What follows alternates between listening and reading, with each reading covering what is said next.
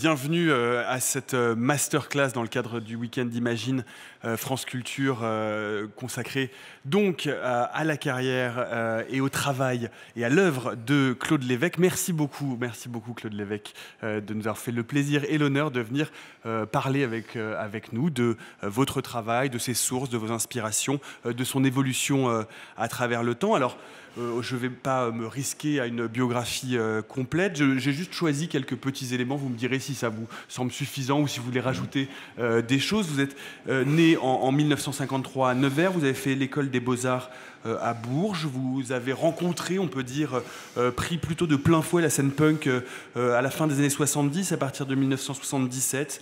Les musiques qui vous accompagnent depuis cette époque jusqu'à aujourd'hui vont de Einstürzung Noboten jusqu'à Aphex Twin, en passant par l'ex-New Wave, la scène française, avec des groupes comme Marquis de Sade. Aujourd'hui, vous avez 2 lieux de travail qui ne sont pas vraiment des ateliers, qui sont vos lieux de vie à Montreuil, en région parisienne, et dans la Nièvre.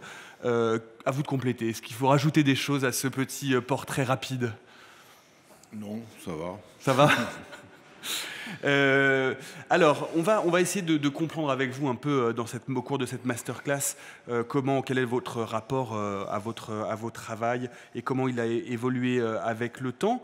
Quand on va sur votre site qui est très très complet, on voit la toute première œuvre qui figure date de 1976. C'est une acrylique sur papier.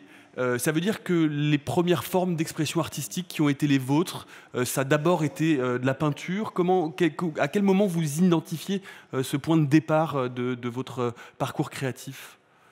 C'est-à-dire qu'aux Beaux-Arts, j'ai pratiqué pas mal d'expériences qui allaient du dessin. J'ai fait beaucoup de dessins, de la peinture, mais pas au sens traditionnel, au sens du mélange, du collage, voilà, Enfin, c'est un peu comme je pratique aujourd'hui, c'est-à-dire en même temps en représentant la réalité, l'irréalité, voilà, en jouant sur plusieurs situations, des situations du regard que je porte sur la réalité, puis en même temps des retournements, enfin voilà. Donc je passais un peu par tout ce système-là, j'ai fait un peu de film aussi. Et puis la peinture, l'image, tout ce qui a pu constituer comme ça mes premières tentatives, voilà, expérimentations dans les années 70, quoi. Cette peinture, cet acrylique The Secret Life of Arabia, vous avez choisi de la mettre sur votre site, dans votre parcours artistique, pour votre œuvre, comme point de départ. Vous l'avez choisi volontairement? Oui, parce que c'est un petit élément, il y en a d'autres, mais bon, qui faisait partie un peu d'images idéalistes sur les voyages, voilà, sur l'humain, au travers des pays, au travers des civilisations, enfin tout ça, la façon dont je voyais un peu ce jeu d'images et de situations, quoi. Oui, c'est un point de départ, puis après ça évolue. Ça évolue assez rapidement, voilà, vers des médiums comme la photo. J'ai utilisé pas mal la photo au début, pas du tout comme un photographe, ni dans le sens de cette forme d'art, mais plutôt toujours dans un rapport à l'image, photo mise en scène, répétitive, ou bien faisant part comme ça d'un espace selon la dimension du format, selon la situation de la photo. La photo qui commence à devenir déjà un peu installation, dispositif, parce que je me suis jamais prétendu être photographe ou me poser des questions de quelqu'un qui traite l'image pour des raisons de documentaire ou de reportage. Ou voilà, l'image, elle faisait forme en fait, pour constituer avec d'autres éléments le départ un peu de mes dispositifs. Je pense au Grand Hôtel. À 82, le Grand Hôtel, oui, voilà. qui est là. Et puis après, bon, la photographie a toujours existé. Ça a toujours été. Après, elle s'est rangée plutôt comme un élément de repérage, d'observation, que je pratique toujours aujourd'hui, pour visiter des lieux, voir des choses, ou bien dans la rue, comme ça, au quotidien, noter. C'est une sorte de carnet de notes. Donc, mais j'ai abandonné un peu cet élément-là dans mes dispositifs, quoi. Mais après, toute la question de l'image peut intervenir autrement, à tout moment. Mais moi, j'utilise toutes sortes de matériaux, enfin beaucoup aussi tout ce qui est lié à la transformation, aux mutations, beaucoup d'effets par la lumière, le son, le reflet, enfin toutes sortes de matériaux comme ça qui peuvent affecter les sens, voilà, ou même des fois parfois l'utilisation de l'olfactif dans certains de mes parcours. Enfin, c'est pour résumer à peu près comment les choses se sont à peu près définies. Moi maintenant, à chaque fois, pour chaque projet, j'explore quelque chose de nouveau parce qu'on propose des lieux très différents. Souvent pour des commandes, des projets qui soient des projets éphémères ou pérennes, mais qui à chaque fois m'intéressent. Ça fait partie de mon vocabulaire, la question des lieux de mémoire, des lieux comme ça qui ont eu un vécu, une fonction. Donc cette fonction, elle reste très présente comme ça dans la trace du devenir, soit parce que le lieu a été abandonné, désaffecté, a perdu vraiment son activité totalement, et puis après reste une sorte de vestige comme ça, moi, qui m'intéresse à explorer pour parler de ce qu'il est, et puis vite aller vers autre chose aussi dans ce que j'en fais, quoi. J'ai pas une fonction très déterminée par rapport au lieu ou à la situation de l'art. Moi, j'aime bien naviguer un peu au travers de tout ça, être à la fois dedans, à la fois en périphérie, jamais être dans un carcan d'un système de représentation, d'une école ou de mode aussi. Ça, c'est des choses qui m'intéressent assez peu. Après, on peut rejoindre des regroupements de centres d'intérêt que peuvent avoir plusieurs artistes au même moment. Et puis, des fois, on peut se mettre aussi en retrait, regarder les choses autrement. Moi, je suis un artiste assez libre. Quand vous dites à l'instant le regroupement que peuvent avoir, les points d'intérêt communs que peuvent avoir les mêmes artistes au même moment, vous vous définiriez justement comme un produit de cette culture de la fin des années 70, de la scène punk, vous avez l'impression que ça a été une impulsion à un moment donné au début de votre travail, Claude Après, Lévesque? tout le monde a des impulsions, hein. En fait... Quelle a été la vôtre, la alors? scène punk pour ma génération, enfin, telle qu'elle a surgi en Angleterre, aux États-Unis, puis en France, ça a laissé personne indifférent. Ça a joué beaucoup sur les langages, sur enfin, toutes les formes d'art, le cinéma, la mode, voilà, le milieu du spectacle et puis les arts visuels. Bon, après, il y a ça, évidemment, ça a eu une importance. C'est pour ça que moi, c'est vrai que j'évite la nostalgie puis de m'arrêter parce que, bon, vu l'âge que j'ai, si je commence à me dire je suis un artiste des années 60, 70, 80, après, je vais vraiment, le monde va être derrière moi. Bon, j'ai un peu peur de ça. Moi, j'ai plutôt envie de. Après, l'affiliation au punk, ça m'emmerde. À chaque fois, on me dit. On vous renvoie Bon, c'est systématiquement super. à ça. Bon, moi, je trouve ça super. Mais bon, le New Future, les Sex Pistols et tout, bon, ça. Voilà. Je pense qu'on est un petit peu vers autre chose. Mais en même temps, vous dites aujourd'hui, dans une interview, vous dites « Je suis devenu aujourd'hui un artiste de variété identifié au passé punk qui me colle à la peau ». Vous avez l'impression voilà, c'est un peu pour résumer la réaction que je peux avoir. Je vois qu'on me ressort le passé punk. Bon, moi, j'ai passé l'âge de ce genre de trucs. Et puis voilà. Après, j'aime pas la variété, donc... Et vous croyez à la... Après, c'est vrai que l'univers musical compte beaucoup dans mes références, dans vos installations in voilà. situ. Ah oui, bien sûr. Non, parce que je fais pas de musique. Lorsque j'amène du son dans mes dispositifs, c'est pas en tant que musique, c'est en tant qu'élément. Je suis pas musicien, je compose rien. Simplement,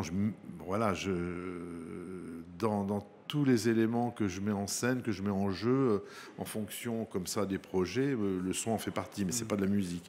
Mais par contre, l'univers musical pour moi est important, quoi. J'écoute beaucoup de musique, je suis assez sensible à ce monde-là, comme aussi au monde des images, quoi. C'est-à-dire que la musique, par exemple, vous accompagne quand vous êtes en train de travailler sur une oui, pièce, beaucoup, sur une installation, beaucoup, et elle le détermine, vous le diriez? Des fois, oui, des fois, ça me donne de l'énergie, ça me stimule, ça me met sur les rails, voilà, ça projette des choses. Oui, ça fait partie de l'ameublement, enfin, on va dire. Est-ce que vous croyez, Claude Lévesque, à la notion de vocation? Est-ce que vous êtes dit à un moment donné, vous avez habité ce personnage d'artiste en disant c'est ça, ce sera ça et ça ne sera que ça? La vocation, après, c'est à multiples facettes, hein, parce que bon, j'ai pas le don, parce que j'ai horreur de ce terme don, mais c'est impossible. Ça veut dire d'avoir le don. Pourquoi une personne aurait plus ce don d'une autre? Après, il y a des gens qui ont des capacités pour certaines choses et d'autres pour d'autres.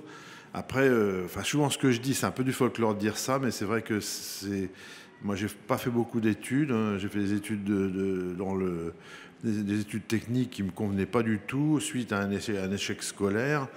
Et puis en fait, vraiment l'expérience de l'art qui s'est opérée sur moi je suis rentré aux Beaux-Arts et tout, ça a été une opportunité extraordinaire. C'est vrai que je me dis après ça que je vois pas tellement ce que j'aurais pu faire sans ça. Et aujourd'hui, je me dis, j'ai aucune autre qualification vraiment à part ce que je fais, qui me contente et qui me rend vraiment heureux. Voilà. On connaît notamment toute une partie de vos travaux qui sont liés au travail du néon. On va reparler un peu de ce début de carrière. Très vite, hein, dans les premières pièces que vous produisez, la lumière a immédiatement un rôle important. Ça peut être des gyrophares, des projecteurs, de l'ombre projetée. Comment vous est venue cette envie de travailler sur la lumière, sur ces mécanismes d'ombre J'ai toujours été fasciné par la lumière. Quand j'étais enfant, par la fête foraine, par Pigalle, quand mes parents venaient à Paris, et ça m'a toujours fasciné. Même quand j'étais enfant, j'étais vraiment petit, je sais plus quel âge, et j'ai embrassé un réverbère. Ça m'a assommé, et je pense que là, ça m'a donné la vocation de la lumière. La lumière, c'est quelque chose qui métamorphose très facilement, enfin, qui théâtralise, qui insiste comme ça sur un récit, sur une façon de voir. Enfin, bon, après, c'est une recette aussi du monde du spectacle. Ça, c'est des éléments que j'aime bien contourner, quoi. Souvent, d'ailleurs, quand j'utilise la lumière, c'est de manière assez simple, parce que j'ai pas de compétences non plus étendues dans le sujet. Mais j'essaie comme ça des choses qui ont un impact, différents types d'impact qui peuvent aller de l'éteignement jusqu'à l'aveuglement total, mais qui agissent comme ça sur les sens immédiatement. Et la lumière fait partie d'un élément de métamorphose vraiment important, quoi. Ces enseignes, ces premières enseignes, les premiers travaux comme Mort en 88, ces premiers néons, c'est Pigalle, c'est vraiment ces lumières rouges vives qui Non, vous après restent à l'esprit ? les néons, c'est l'histoire. Quand les néons, c'est vraiment un élément de mon travail, quoi, qui est lié à des formes, à des phrases, beaucoup de phrases comme ça, qui font partie un peu des lieux communs du langage, hein, du quotidien, de tout à chacun, que j'utilise et qui s'offrent comme ça, comme une sorte d'enseigne. Représentant une écriture souvent fragile, un peu maladroite, et qui serait vraiment, moi je le définis comme quelque chose qui est vraiment le contraire d'une injonction ou de quelque chose qu'on voit par la publicité, quand on met une enseigne, c'est pour qu'elle soit vue, c'est pour qu'elle fasse réagir. Moi, la façon dont mes mots, mes phrases peuvent faire réagir, c'est parce qu'elles peuvent dire plein de choses. Elles peuvent dire déjà ce qu'elles signifient, mais en même temps, elles sont aussi des métaphores possibles pour toutes sortes de recoupement par expérience qu'on a dans sa propre vie, quoi. Enfin, c'est une autre façon d'utiliser la lumière dans le champ lexical comme ça de ma pratique artistique. Je parle de l'écriture néon ou des... Alors sur ces écritures au néon, on va en parler un peu parce que c'est vrai que ça fait partie des pièces récurrentes tout au long de votre carrière, de votre travail. Il y a à la fois ces mots qui sont des espèces de mots symboles, des mots rêvés, des grands, voilà, et en même temps parfois aussi des mots beaucoup plus provocateurs, plus punk, ma vie, mon cul, ma vie, mes couilles. Ça vous obsède, hein. C'est parce que je trouve qu'il y a quelque chose en tout cas lors de la provocation dans ces écritures-là, non, pas du tout. Il n'y a pas différents régimes d'écriture dans vos néons. On va finir par plus être d'accord. Ah bah, moi, je suis d'accord avec tout ce que vous dites, vous savez. Je suis là pour recueillir la parole. De la provocation. Enfin, bien sûr que j'ai été punk, bien sûr que j'aime bien bouger les choses, me bouger moi-même. J'aime vraiment pas l'inertie. Il y a ça, mais après, qu'est-ce que ça veut dire être punk? C'est assez rigolo. C'est vrai que dans les années 70, c'est rigolo. Les gens avaient une certaine vision à la fois étroite et en même temps complètement idéalisant, de manière inversée, ce que pouvait apporter le futur. Enfin, c'était une sorte de vision, d'anticipation. On voit ce qu'on vit aujourd'hui. Donc, je pense que ces visions qui ont été liées à ce mouvement ont été assez justes, hein. Mais on ne peut pas non plus s'arrêter là. Et puis après, la provocation, je m'en méfie aussi. Moi, j'aime bien quand la provocation est sympathique. Je me méfie de la provocation. Marine Le Pen, c'est une provocation, par exemple. Enfin, bon, C'est quoi la provocation sympathique pour vous, Claude Évêque? la provocation, c'est quelque chose qui peut faire bouger les gens. On va faire bouger les gens de leur chaise sans les faire tomber, quoi. Mais bon, c'est important aussi de bousculer un peu, de bousculer l'ordre établi, les conventions, remettre en cause des questions voilà, et des interrogations sans forcément apporter la bonne réponse ou la bonne parole. Mais après la provocation, puis qui est-ce qui provoque? On provoque à un moment. Après, on est à la ramasse, tout ça. Enfin, je sais pas trop à quoi ça correspond. Après, oui, bouger, oui, essayer d'agacer même. Moi, je préfère l'agacement que la provocation, à la limite. Quand vous faites le néon en forme de Mickey à côté du panneau Arbeit macht frei, c'est de la provocation sympathique, par exemple, ou c'est de l'agacement? Qu'est-ce que vous cherchez à susciter quand vous faites ça? Après, On est en 92. Hein. Ouais, Arbeit macht frei. Là, bon, j'avais repris l'enseigne au moment de la création du parc Euro Disney. Hein, moi, j'avais comme ça, évidemment par jeu, repris la forme de l'enseigne avec Arbeit macht frei à la place d'Euro Disney qui était écrit à l'époque, et puis le Mickey comme ça qui était assez déstructuré, assez détruit comme ça dans sa symbolique. Je reprenais le logo, je l'inversais, je mettais quelque chose de quand même assez grave, puisque j'associais ce parc dans son rapport à l'amnésie. Parce que les parcs Disney, moi je considère toujours d'ailleurs que c'est quand même politique, que c'est une façon de faire rêver pour oublier la réalité et pour aussi rendre les gens assez inertes. Donc il y a quand même derrière une idéologie de ça. Moi j'ai joué avec ça, quoi. Bon, je l'ai joué d'une manière effectivement discutable. Moi j'aimais bien que ce soit comme ça, que c'était pas pour emmener du politiquement correct et tout. Ça emmerdait les gens, ça a choqué aussi. J'ai dû m'expliquer aussi devant des anciens déportés, sachant que mon grand-père a été lui-même déporté. Il a quand même fallu que je m'explique comme ça sur comment on joue les symboles et qu'à un moment donné, les symboles ont un certain poids selon les gens que ça affecte. Moi, après, ça m'amuse de jouer ce jeu-là et pas forcément être dans le truc à moitié. Bon, bah, évidemment, on peut dire que c'est de la provocation, que ça amène une certaine gêne, un certain malaise. Est-ce qu'il y a un moment donné où, par exemple, vous avez le sentiment d'être allé un cran trop loin, de regretter justement d'être allé non, trop loin dans la provocation ou dans l'emmerdement? Non, c'est toujours bien. Pour continuer à parler, est-ce que vous êtes sensible, tiens justement, puisque vous parlez de Disney, est-ce que vous êtes sensible par exemple aujourd'hui au travail de Banksy quand il met en place en Grande-Bretagne cette espèce de contre-parc d'attractions avec des choses horribles qui renvoient précisément au camp de concentration, à l'espèce de version noire du camp de concentration, dans tout ce qu'il a du parc d'attractions, pardon, dans tout ce qu'il peut avoir de concentration. Non, ça m'est indifférent. Je ne comprends pas ce langage du tout. Non. D'accord. Alors continuons à parler de vos néons et de vos travaux sur les néons avant de parler du travail in situ, si vous le voulez bien. Par exemple, quand on regarde, c'est jamais votre écriture, ou très rarement. Pourquoi est-ce que ce n'est pas vous qui écrivez? Pourquoi est-ce que vous ne prenez pas votre écriture à vous, Claude Lévesque? Parce que j'ai pas envie de me poser la question de comment je vais représenter. J'ai envie de mettre les choses un peu en décalage, un peu en... Si à la fois je choisissais les mots, les phrases et qu'en même temps je les écrivais, finalement j'aime bien le hasard de trouver une phrase au moment où je m'y attends pas. Vraiment, ça peut être un mot que quelqu'un dit, ça peut être quelque chose que je vois sur un mur. Enfin, c'est jamais en trop cherchant que je trouve quelque chose de simple, ne prends pas froid, je ne regrette rien. Je suis venu ici pour me cacher, pour parler de néons plutôt récents. Et puis après, je l'ai fait écrire. Dans un premier temps, pendant assez longtemps, c'est ma maman qui écrivait tous ces mots jusqu'à ce qu'elle puisse plus.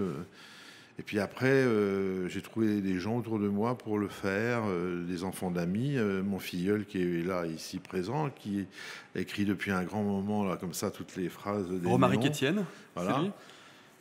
C'est important parce qu'en même temps, bon, je repère, hein, je fais un casting sur qui va écrire comment. Il faut que l'écriture, c'est un gros travail dont on ne se rend pas du tout compte parce qu'il faut ne pas s'en rendre compte aussi. Mais en même temps, il faut que l'écriture, elle soit lisible avec une certaine maladresse. Il ne faut pas qu'on sente que ce soit trop calculé. Enfin bon, c'est quand même bon, tu connais, hein, tu sais comment ça se passe. Hein, il faut faire quand même des pages d'écriture avant de choisir la bonne. Et nous-mêmes, on fait un travail dessus pour pouvoir la reproduire à l'échelle de réalisation.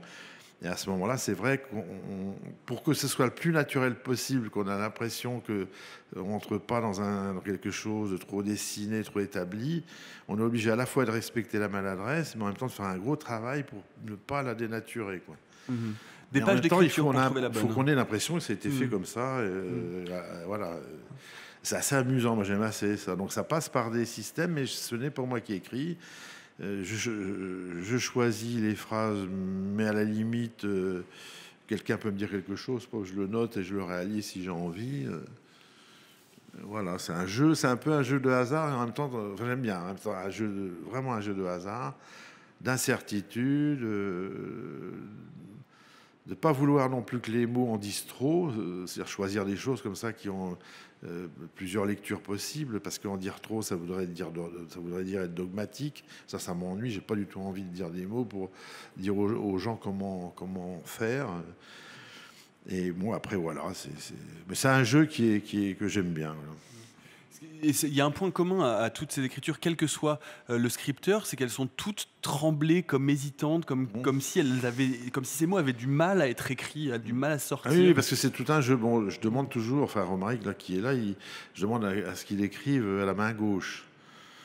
Justement pour accentuer tout le côté un peu difficile. C'est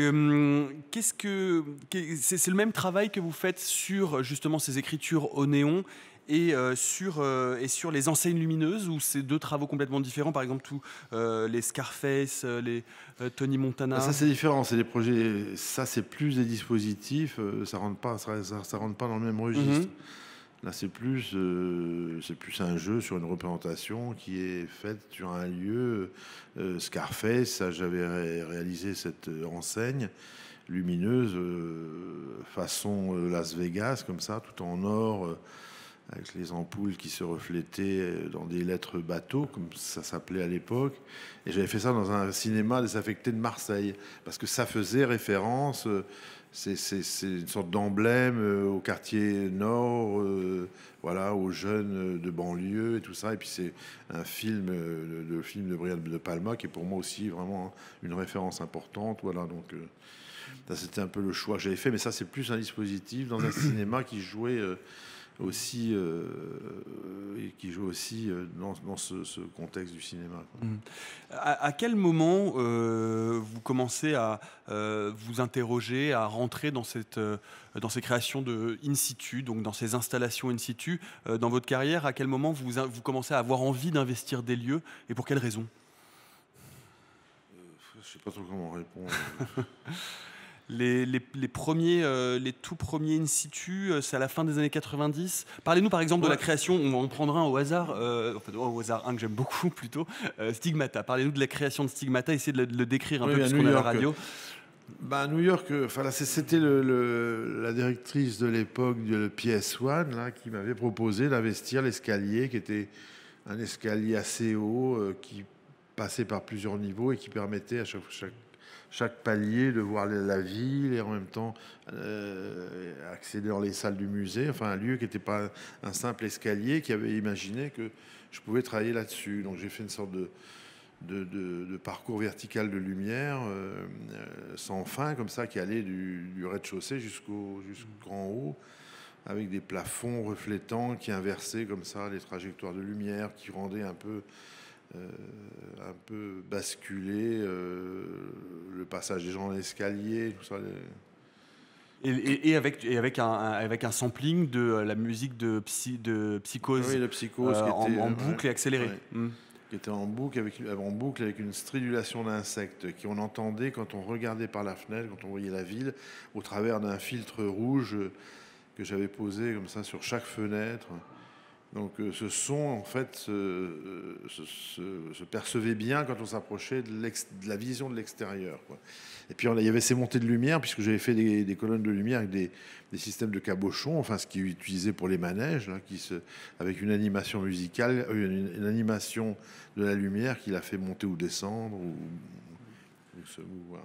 À quel moment vous commencez, justement, vous disiez tout à l'heure que la musique, ça vous servait sur les installations, etc. À quel moment vous décidez de les inclure dans les installations, de mettre du sampling et qu'est-ce que ça apporte Après, en plus? c'est très différent l'utilisation de la musique. Je peux prendre des morceaux de musique, je peux faire chanter, mais ça peut être des fois simplement des sons, ça peut être des sons qui sont tout à fait éloignés de la musique, quoi. Comme je disais tout à l'heure, je suis pas musicien, donc j'aborde jamais la question du son comme une composition. Après, il faut qu'elle soit partie prenante de l'espace, quoi, qu'elle fasse partie des sensations.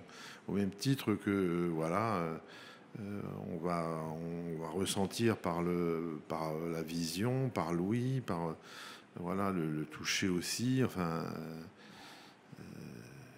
c'est la façon dont je vais utiliser le son.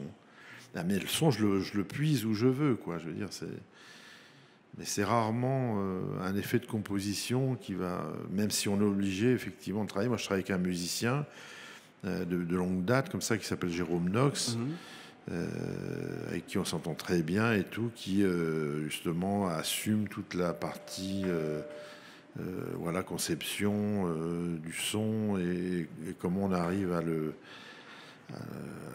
mettre en place dans l'espace parce que le son peut d'un seul coup changer complètement selon la nature de sa diffusion, selon l'espace. Donc il faut toujours faire beaucoup d'essais et ne pas s'arrêter à l'écoute de studio, quoi. Mais alors justement, Claude Lévesque, comment est-ce que vous travaillez avec Jérôme Knox? Vous l'amenez sur l'endroit de l'installation? Bien sûr. Hein. Quel type de directive vous lui donnez? Oui, je vous êtes à l'emmène. côté de lui Bon, quand déjà, il il faut qu'il compose? connaisse l'espace, bien sûr, c'est important. Puis après, on cherche des sons. Je lui dis ce que je souhaite, et puis on écoute des choses, et puis on voit comment ça réagit, comment on peut les mettre en boucle, en repeat. Ou créer comme ça plusieurs sons qui vont jouer à des moments donnés, à des temporalités différentes, selon aussi, ça peut être qu'un espace, mais ça peut être aussi une succession de plusieurs espaces. Moi, j'appelle plutôt ça un peu un parcours à un moment donné.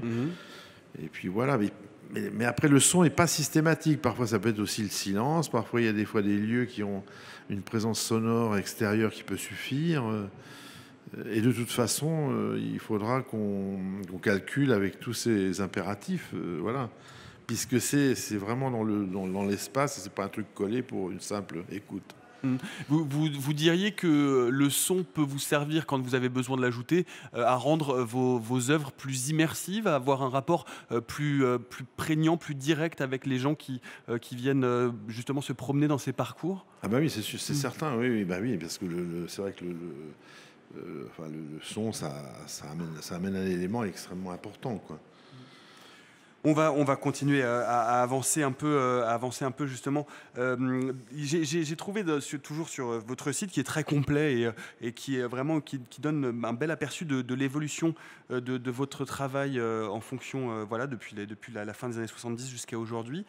J'ai trouvé ce petit poème qui ressemblait presque à un haïku. Vous me direz ce que vous en pensez ou ce que c'est exactement. L'art ne sert à rien, sauf aux petits lapins qui se font manger grillés.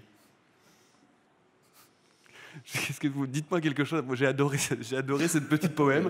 Dites-moi, vous en souvenez plus? Vous aimez bien manger des petits lapins grillés, Claude Lévesque? J'aime pas tellement le lapin, moi.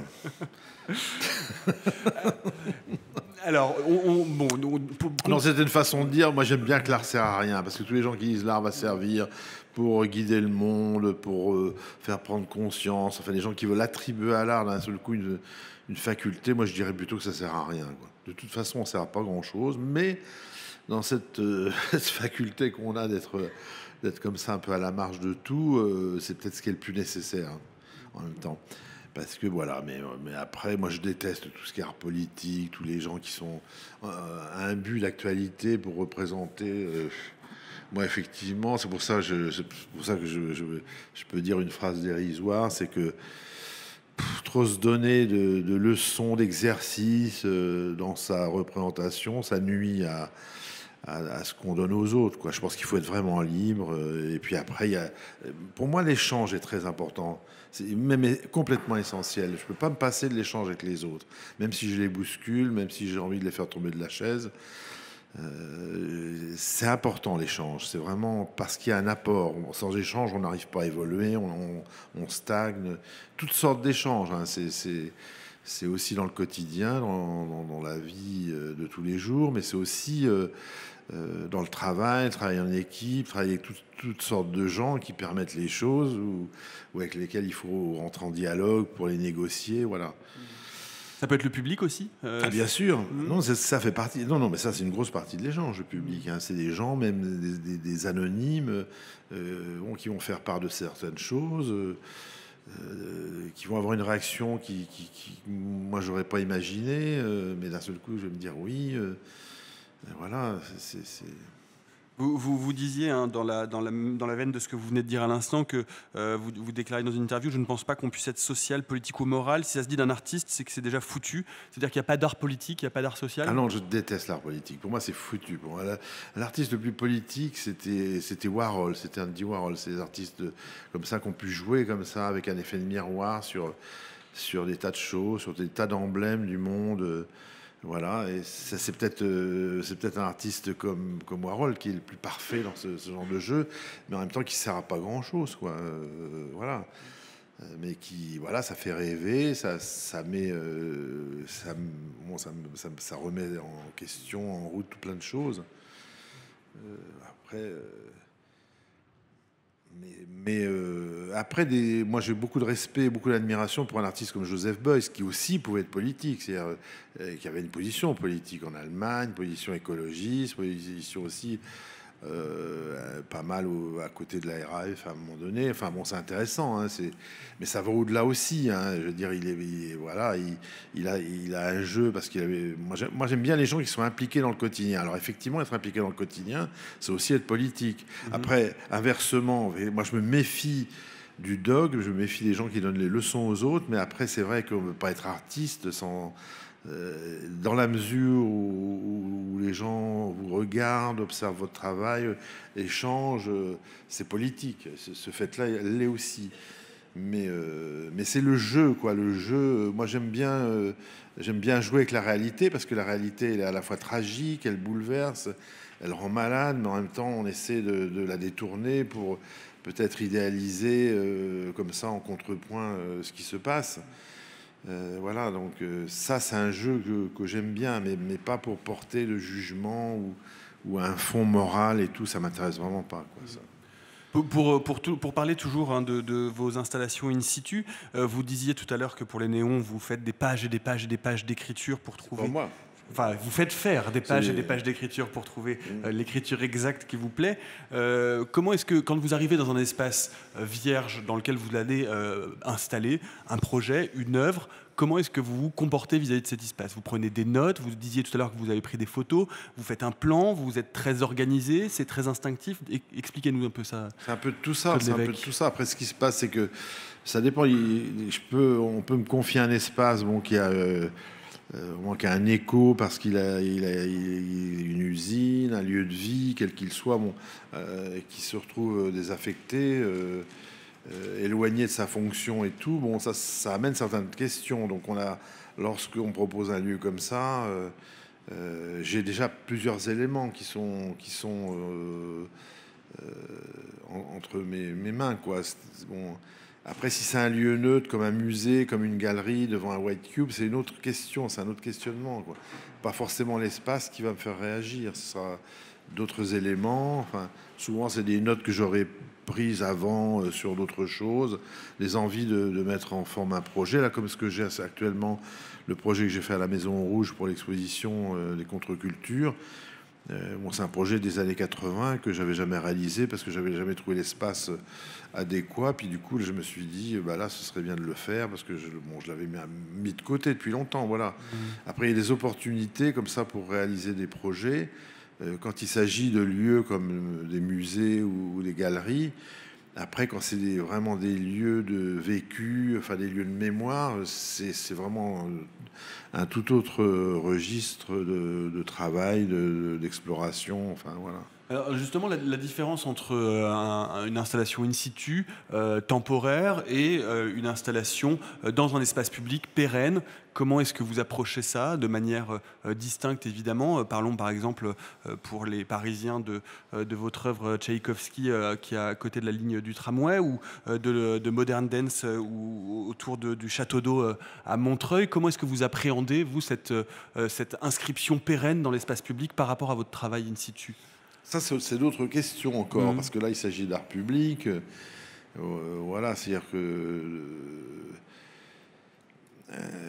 l'art public, c'est toujours assez complexe. En même temps, c'est important qu'il y ait de l'art dans les lieux publics. Ça, moi, je trouve qu'il faudrait qu'il y en ait encore plus. En France, on est un peu timide sur ce côté-là. Et après, c'est aussi compliqué pour les artistes. Ça comporte énormément de contraintes, ne serait-ce que la pérennité, enfin la façon dont les œuvres vivent avec les intempéries, voilà. Mais aussi la pérennité du temps, la vision, ce qui a été dit, quel sens ça a 50 ans après, quel sens ça a 500 ans après, enfin voilà. Moi, je crois, par exemple, dans les commandes publiques, bon, je me heurte parfois à des... Je fais très peu de 1% parce que souvent, ça m'intéresse pas et on me propose toutes les 3 semaines une médiathèque, un collège, une médiathèque. Bon, ça, c'est vraiment hyper limité. Puis là, ça m'intéresse pas. Ce qui m'intéresse plus, c'est quand on me confie un édifice. Là, je vais faire un travail sur les vestiges des pistes d'essai de voitures, de pneumatiques Michelin à Clermont-Ferrand. Ça c'est vraiment génial.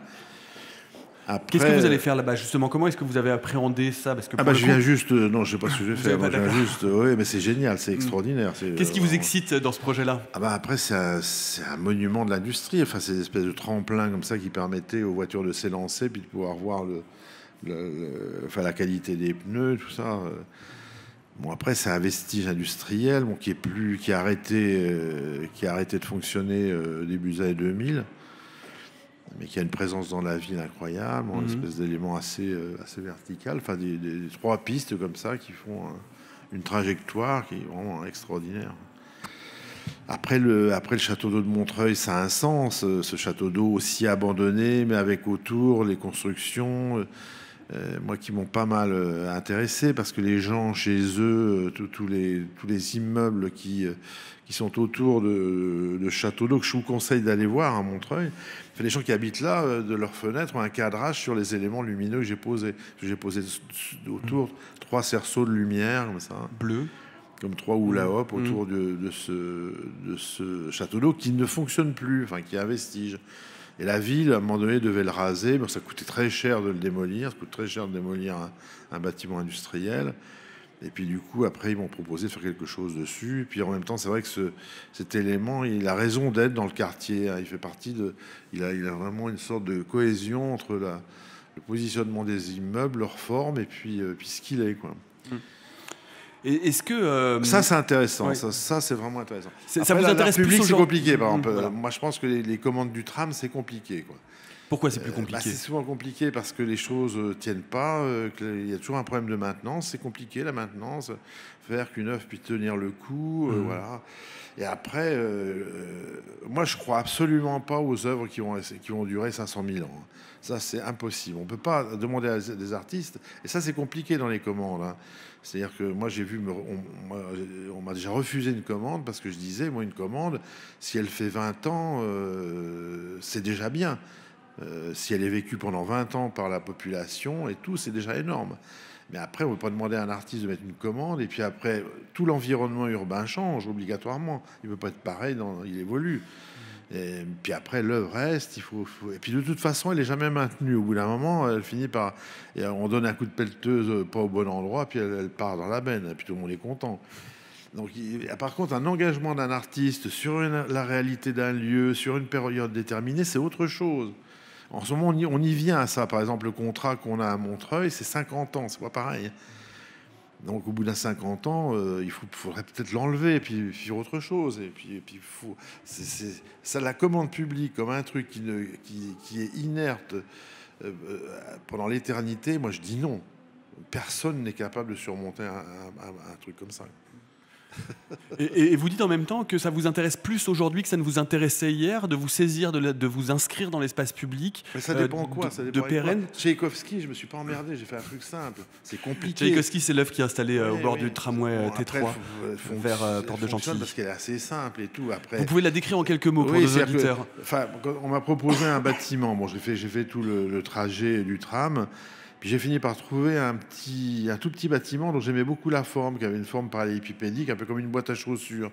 Rien d'exceptionnel, rien de spectaculaire comme architecture, mais je trouvais que c'était plutôt bien. Et c'était un petit bâtiment qui arrivait au bout de l'aqueduc de connexion de toutes les eaux de Paris, quoi. Il y en a deux, il y en a un au nord, un au sud. Et là, il se trouvait près du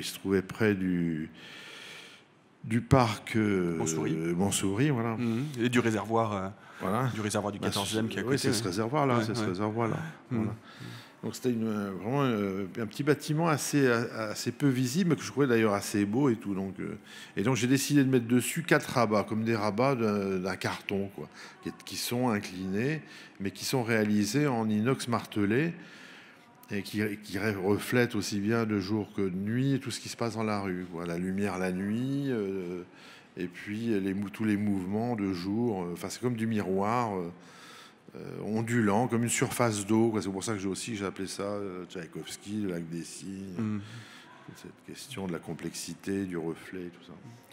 Est-ce que vous ressentez particulièrement, intimement, Claude Lévesque, le besoin d'être compris sur une œuvre comme Tchaïkovski, sur une œuvre comme Modern Dance autour du château de Montreuil? Est-ce que c'est un besoin que vous éprouvez? Comment ça, être compris? Être compris par le public, de transmettre un message qui soit limpide pour le public qui regarde vos œuvres? Ça dépend. Après, on ne peut pas savoir. C'est difficile. Après, c'est plutôt dans l'échange, dans l'écho que ça peut avoir. Et puis, c'est toujours compliqué parce qu'on peut ne pas être compris un moment, l'être après. Je sais pas. Ça, c'est l'incertitude. Je peux pas. C'est plus. Je sais pas. C'est plus de votre avis. C'est compliqué d'avoir cet avis-là sur soi-même. C'est le début de mes questions compliquées parce que je vais rentrer dans le vif du sujet. Dites-nous, Claude Lévesque, qu'est-ce qui est pour vous dans votre processus de création le plus difficile, les obstacles qui sont pour vous les plus difficiles à surmonter quand vous commencez à travailler sur un projet ou peut-être des gros obstacles. L'administratif. Ça, c'est vraiment une pollution et ça vous... Des fois, c'est tellement lourd. Puis après, je suis pas une grosse équipe. J'ai un collaborateur, Élie Morin, qui travaille pour 10. Donc, c'est vrai que la partie administrative, tout est de plus en plus procédurier, quoi. Bon, après, parce que souvent, des fois, moi, c'est pas les contraintes d'un lieu qui me gênent. Un lieu, ce sont les contraintes de sécurité. Voilà, une commission de sécurité passe, elle fait pas de cadeau. Je fais un projet dans le Louvre, là, comme j'ai fait dernièrement. On rigole pas avec les questions de circulation du public. Il n'y a aucun risque à prendre. Mais ça m'intéresse. Moi, toutes ces données-là, toutes ces contraintes-là m'intéressent parce que d'abord, je les prends tout de suite en compte. Je ne me lance pas dans un projet, puis après je me dis merde, je peux pas faire ça parce qu'il y a tant d'unités de passage, tant de hauteur sous plafond qui peuvent pas du tout être... Parce que c'est de plus en plus serré, ça. C'est vraiment de plus en plus serré. C'est zéro risque, mais le risque est anticipé largement. Mais ça, moi, ça m'intéresse parce que ça, j'arrive à le contourner, j'arrive à jouer avec ça, à faire des compensations, manque de lumière par effet de lumière qui peut jouer justement sur le nombre de luxe obligatoire. Bon, après, ça, c'est un truc que j'arrive assez bien à faire. Est-ce que vous diriez... les difficultés, c'est aussi d'avoir un manque d'idées ou une idée qui ne va pas du tout. Alors, soit on s'en aperçoit vite, on évite le carnage, quoi, parce que des fois, je fais des choses, puis je me rends compte qu'après, ça ne marche pas du tout. Par exemple, donnez-nous un exemple concret d'une install ou d'installation d'un projet qui n'a pas fonctionné, que vous avez dû... auquel vous avez dû renoncer parce que ça ne marchait pas. Ça arrive plein de fois. Après, il faudrait plutôt dire un projet aujourd'hui qu'on connaît, qui marche pas bien, mais je sais plus. Ça me vient pas à l'idée. Après, oui. C'est quoi? C'est parce que vous avez vu trop grand, parce que d'un seul coup, l'espace se conforme pas à ce que vous aviez en tête, parce que... Ouais, un manque de vision, des fois. Ça peut arriver, même si, On a l'habitude, on est excité par les choses et tout. Puis ça arrive, c'est pas tout le temps, parce qu'on fait en sorte de toute façon, en plus, on peut pas dépenser d'argent, on peut pas faire d'erreurs comme ça, d'écart sur un budget, sur ça. Donc évidemment, après je demande des avis. Hein. Moi, je suis pas tout seul dans mon coin à foncer. Après, en plus, quand je suis pas sûr des choses, je demande beaucoup d'avis autour de moi, beaucoup, de toutes sortes de gens et tout. Parce qu'on peut pas. Après, ça dépend quelle est la proportion d'erreurs est-ce qu'elle implique, hein, évidemment. Et est-ce qu'il y a des projets, par exemple, qui sont en vous depuis tout temps? C'est-à-dire des projets qui vous habitent, que vous n'arrivez pas à incarner, dont vous cherchez régulièrement à pouvoir les créer, déboucher sur quelque chose, mais qui restent là, que vous chérissez, mais que vous remettez à plus tard, en quelque sorte, Claude Lévesque? Oh, ça peut arriver sur des choses, mais bon, pas des trucs qui me. Vous n'êtes pas une mère poule de certains projets que vous couvez longtemps, longtemps avant qu'ils puissent éclore? Assez peu, en fait. Non, mais j'essaie de réaliser les choses. C'est plus éruptif. Bah, ouais, enfin, moi j'aime assez aller vite, j'ai pas de patience, j'aime bien que ça aille vite, réaliser assez vite. Après, bon, c'est vrai que soit je réalise, soit je peux pas. Alors c'est vrai que des fois je peux buter sur quelque chose, être dans une situation d'échec, ça arrive plein de fois. Et puis ça amène de la frustration. Mais si je garde trop un truc que je réalise pas, c'est plutôt pas bon signe. Ça veut dire que c'est pas terrible au fait. Et que on se rend compte 10 ans après que c'est plutôt bien de ne pas l'avoir réalisé. Ça m'est arrivé de me lancer dans des projets, notamment des concours, d'être très déçu de ne pas avoir été retenu, puis de voir que 10 ans après, le projet était ultra foireux, quoi. Encore heureux qu'il ne soit pas fait. Et vous avez le sentiment... J'avais pas le recul au moment où j'ai rendu le truc, par exemple. Et vous avez le sentiment par ailleurs que vos projets se nourrissent les uns les autres, que d'un projet à l'autre, il y a quelque chose qui se passe, il y a une transmission de relais entre guillemets. Je pense, oui, parce que je fais pas à chaque fois quelque chose d'exclusif. Je fais des choses qui changent parce que les lieux changent, donc les propositions sont aussi en fonction de l'histoire du lieu, donc c'est normal que je peux pas répéter à chaque fois le même vocabulaire systématiquement, enfin la même recette comme ça de propositions sur des lieux toujours différents, toujours en mouvement. Mais enfin moi je considère que mon vocabulaire dans mon travail, il est assez, il est quand même assez. Il y a une ligne que je sais pas comment dire, je trouve pas le mot, mais une continuité, il y a une continuité filage. Depuis un moment sur Est-ce que par exemple vous pensez qu'il y a des matériaux ou des dispositifs dont vous serez amené à vous lasser? Ça fait plus de 20 ans que vous travaillez par exemple avec le néon. Vous avez toujours le même plaisir aujourd'hui à travailler avec le néon qu'il y a 20 ans? Oui, avec les fumigènes, par exemple les machines à brouillard que vous utilisez beaucoup dans vos installations aussi. Bah quand même. C'est pas, on n'est pas dans le brouillard tout le temps. Non, on n'est pas dans le brouillard tout le temps, mais ça fait partie des motifs récurrents. Après, moi, j'adore les matériaux, les effets de spectacle. Mais j'en abuse pas. Je mets pas une machine à brouillard à chaque installation. Après, j'aime beaucoup ce que produisent ces effets-là. Je m'en lasse pas, quoi. Après, les néons, j'ai des difficultés de plus en plus à trouver des phrases. Vraiment, c'est difficile. Avant, j'en trouvais 3 tous les mois, et maintenant, j'en trouve 3 tous les ans, quoi. J'ai un peu fait le tour, voilà. Vous avez un peu fait le tour de normal. J'aime bien vous parler de ça, de ces machines à brouillard, enfin de vos installations, comme des effets spéciaux standards. C'est quoi des effets spéciaux standards, Claude Lévesque? Parce que c'est pas sophistiqué, quoi. Ça reste assez simple. Il faut que je les maîtrise, il faut que ça fonctionne. Après, machine à brouillard, ça va perturber les repères, ça va créer une sorte d'opacité comme ça de la volumétrie d'un espace. Enfin, voilà, ça a beaucoup de fonctions, ça offre beaucoup de choses, mais en même temps, c'est ultra basique, quoi.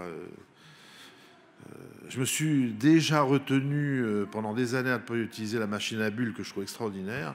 On va vraiment en plus m'empêcher de fonctionner. Et pourquoi vous êtes empêché d'utiliser la machine à bulles? Non, parce que c'est très beau, j'adore les bulles, la forme, ce que ça reflète et tout, mais quand même. Mais quand même quoi? Non, mais après, bon, voilà, ça peut justifier, peut-être que je l'utiliserai dans le futur sur un projet où j'estime que ça marche. Là, j'évite les trucs gadgets aussi, bon, qui peuvent amener un peu à produire de l'effet gadget. Voilà, même si des fois on n'y échappe pas, parce qu'on est séduit aussi par les effets spéciaux. Enfin, je rentre pas trop dans les gammes des effets spéciaux, mais voilà, enfin, Sur les installations in situ, à quel moment vous décidez que c'est fait, que l'œuvre est terminée? Comment est-ce qu'on décide à un moment donné de se dire stop, c'est ça, j'y touche plus, c'est fini?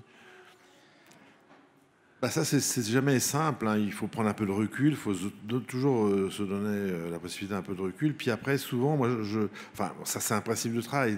Tout varie selon chaque projet. Enfin, il n'y a pas deux projets qui se ressemblent.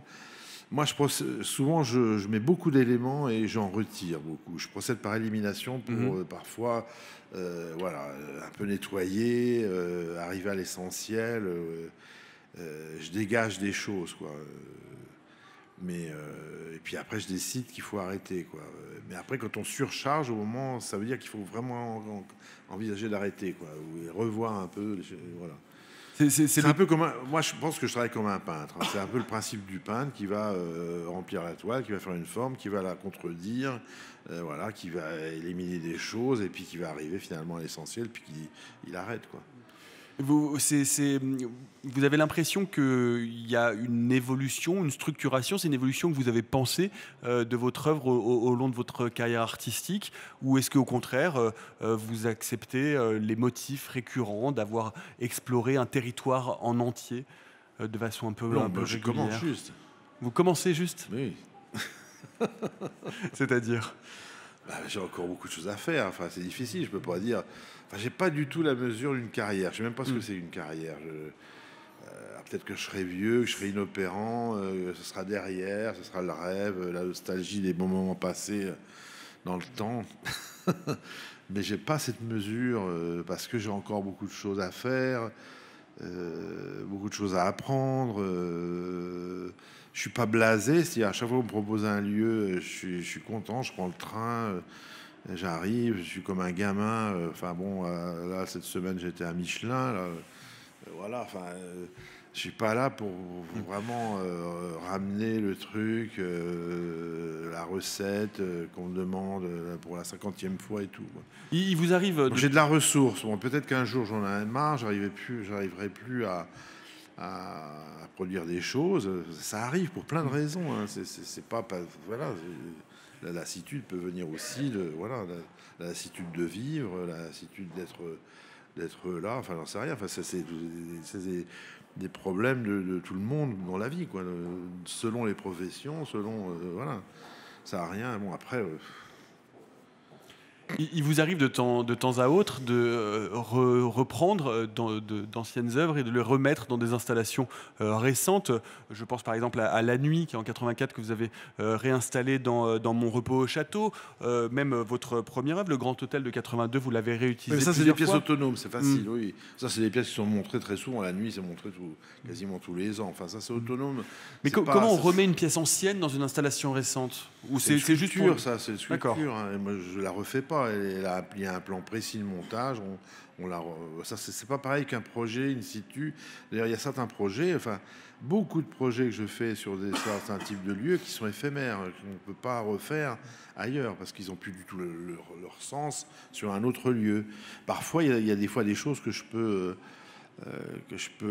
emprunter à des problématiques que j'ai eues dans le lieu pour faire autre chose. Ça arrive, ça, oui, bien sûr.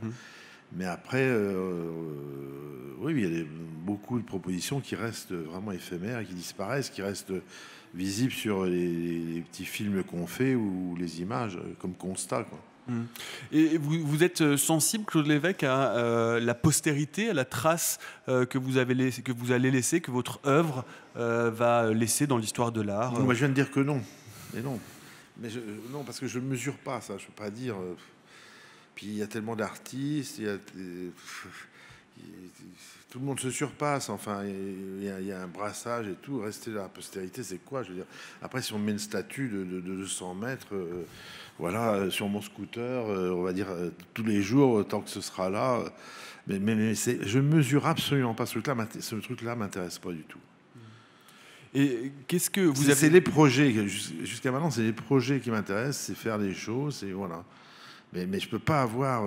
Enfin, puis ça m'emmerde ces artistes comme ça qui sont l'espèce de comme ça de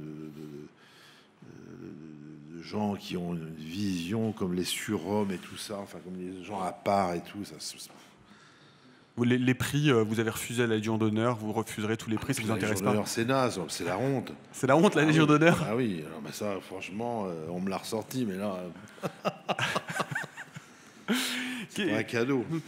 Puisqu'on parle de postérité, je me suis demandé en préparant cet entretien, finalement, quelle est, quand on parle de votre travail, quelle est l'œuvre qui est la plus emblématique? Quelle serait-elle selon vous, Claude Lévesque? Je sais rien, je sais pas ça. Je vous dis, j'ai pas du tout. C'est vrai que j'ai pas du tout. Je fais difficilement des flashbacks. Il y a des choses que j'aime bien revoir. Je me dis, la pensée que j'ai eue lorsque je réalisais ça, bon, je la revisite. Je peux me réancrer là-dessus et tout, ça c'est sûr. Mais après, je peux pas dire. Chaque chose est tellement différente. J'ai toujours vécu ça avec un certain enthousiasme. Je suis quelqu'un de très enthousiaste et tout ça, donc je veux pas dire. Sauf les trucs ratés. Il y a des trucs ratés, bon, c'est raté. Mais après, il y a une constance un peu dans les choses, mais emblématique. Non, après, c'est plus peut-être avec le temps, on dira ça. La nuit, c'est une marque de fabrique d'une époque de mon travail des années 80. Bon, après, il y a eu d'autres choses, je saurais même pas. Le Herbert Marfaille avec Mickey, qui est aussi assez emblématique. Oui, pour autre chose aussi. À chaque fois, c'est... Oui.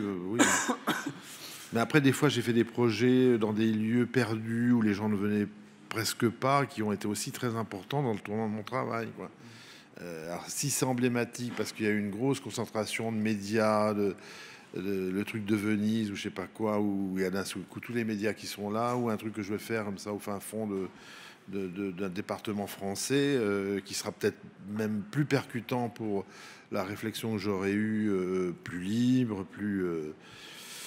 c'est très difficile de faire la part des choses de ça. Vous savez, j'ai demandé du coup à quelqu'un qui est censé avoir un regard un peu objectif sur ces questions-là, de la postérité d'une œuvre, ou en tout cas de sa célébrité. J'ai demandé à Google. Vous savez, quand on tape Claude Lévesque dans Google Images, quelle est l'œuvre qui ressort la première, quelle est l'œuvre qui ressort la plus et qui est la première dans la recherche d'images? C'est Le Grand Sommeil. Ah ouais, c'est Oui. drôle ça. Vous pouvez nous dire, décrire Le Grand Sommeil pour nos auditeurs? Qu'est-ce que cette installation? Le Grand Sommeil, c'était un projet que j'avais fait pour l'ouverture du McVal. Et donc, j'utilisais le grand espace du McVal, qui est vraiment de très grosses proportions et tout. Et là, j'avais décidé de faire comme un sol de dortoir avec des lits qui étaient des faux lits, mais qui représentaient vraiment les lits, comme des lits d'hôpitaux, de lycées et tout ça. Et avec une sensation que ce plafond, enfin, il n'y avait pas de surface, c'était comme s'il y avait un ensemble de lits comme ça qui s'envolaient, qui partaient comme un tapis volant à la diagonale de l'espace de part et d'autre. Bon, ça enfin, c'est difficile à expliquer, il faut plutôt le voir. Donc ces lits étaient fluorescents, donc d'un certain bleu assez immatériel. Et puis il y avait une sorte de son, comme une sorte de musique de salle de jeu, un peu la salle de jeu des pachinko japonais, assez obsédant, enfin voilà, qui était un peu l'ambiance autour, quoi. Et donc j'avais mis des boules au cadre du lit. Il y avait des boules comme un jeu de boules, de boulier, de comptage du temps. Et après au sol il y avait des demi-sphères comme ça en plexiglas dans laquelle les boules étaient aussi recueillies. Enfin, il n'y avait pas de boules qui tombaient, mais on comprenait aussi que le comptage avait amené comme ça une certaine calcul comme ça de boules dans les demi-sphères il y en avait peut-être 25 au sol, quoi. Qu'est-ce que vous comprenez, Claude Lévesque, vous, sur le fait que ce soit cette œuvre-là qui ressorte en premier, qui soit manifestement la plus populaire pour un moteur? Je savais pas du tout. Qu'est-ce que ça vous évoque, le fait que ce soit cette œuvre-là qui ressorte? Bah c'est bien, moi je suis content, non, ça va. Après, ouais, elle est spectaculaire, elle est enfin, c'est vrai que elle est immédiatement identifiable, voilà. Puis bon, c'était au McVal, c'est un musée que je trouve formidable, moi, qui est vraiment. Et pour conclure, un dernier mot, est-ce qu'il y a une œuvre, alors évidemment pas une installation in situ, mais une œuvre à vous, que vous avez chez vous, à Montreuil ou dans la Nièvre, dont vous ne sépareriez pour rien au monde, que vous conserveriez malgré tout et malgré des prix d'achat mirobolants? Après, j'ai pas d'œuvre chez moi, parce que j'aime pas vivre au milieu d'œuvres, ni de moi ni des autres. Par contre, j'adore les œuvres des autres. Je vais beaucoup au musée, régulièrement. Le musée, c'est chez moi, j'adore. J'ai rien chez moi. Alors, l'œuvre de quel autre artiste vous conserveriez malgré Aucun. contre vents et marées? Non, j'ai pas d'œuvre. J'aime pas. Je suis pas collectionneur. J'ai pas eu tout cet esprit-là. Après, je trouve il y a des collectionneurs qui ont des ensembles extraordinaires, enfin qui aiment ça, qui ont ce regard, voilà. J'ai rien chez moi. J'ai vraiment rien. J'ai même très peu de mobilier. Enfin, c'est assez Spartiate. J'ai des casseroles. Merci beaucoup Claude Lévesque, merci beaucoup d'avoir accepté cette masterclass.